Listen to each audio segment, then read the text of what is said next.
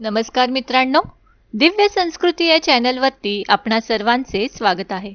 मित्रांनो, आज आपण बघणार आहोत श्री दुर्गा सप्तशती अध्याय 3, सेनापतींसहित महिषासुराचा वध.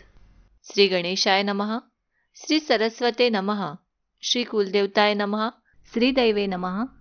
जगदंबेची अंगकांती ही प्रातकाळी उगवणाऱ्या सहस्र सूर्यासमान आहे.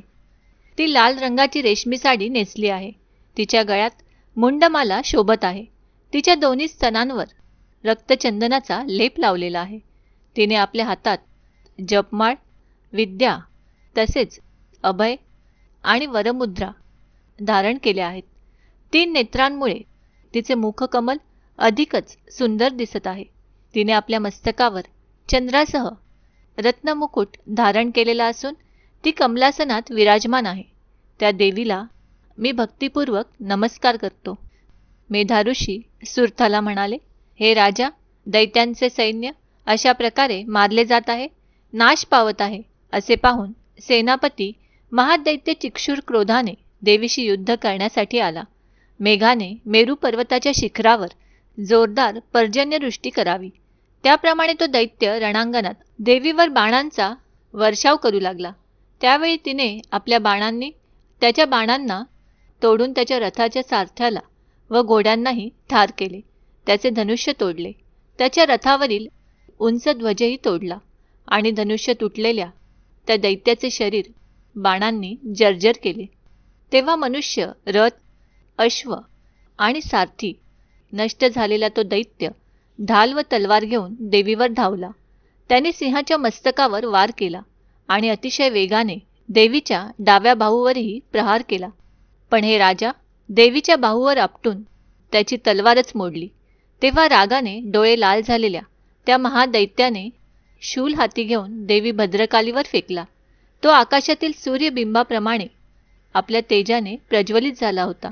तो शूल आपल्या रोखाने येत आहे असे पाहून देवीनेही आपला शूल फेकला. त्या शूलाने दैत्याच्या शूलाचे शेकडो तुकडे करून चिक्षुर नामक त्या महादैत्यालाही ठार केले. महिषासुराचा तो महापराक्रमी सेनापती मारला गेल्यावर देवांना त्रास देणारा चामर नावाचा दैत्य हत्तीवरून देवीशी लढण्यास आला. त्याने देवीवर अत्यंत त्वरेने एक शक्ती फेकली, पण जगदंबेने एका हुंकारानेच तिला निष्प्रभ करून भूमीवर पाडली. आपली शक्ती तुटून खाली पडलेली पाहून चामर अतिशय संतापला. त्याने देवीवर शूल फेकला, पण देवीने बाणांनी त्याचेही तुकडे केले.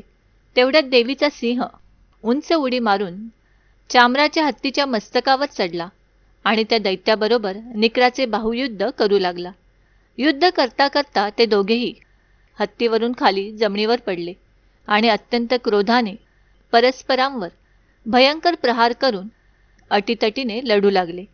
त्यावेळी सिंहाने मोठ्या वेगाने आकाशात उंच उडी घेतली आणि पंजाच्या एकाच प्रहाराने चामराचे मस्तक धडावेगळे केले.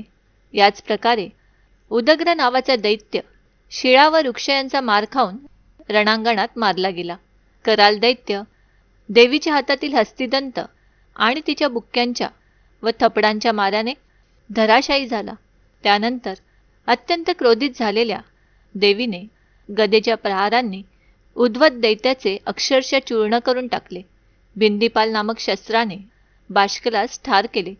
ताम्र आणि अंधकासुराचा बाणांनी वध केला.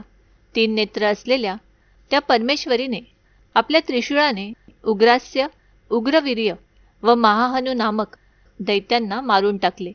तलवारीच्या घावाने बिडालाचे मस्तक धडावेगळे केले आणि दुर्धर, दुर्मुख या दैत्यांना बाणांनी यमलोकी धाडले. त्यावेळी आपल्या सेनेचा भीषण संहार होत असलेला पाहून महिषासुराने रेड्याचे रूप घेऊन देवीच्या गणांना त्रास देण्यास सुरुवात केली.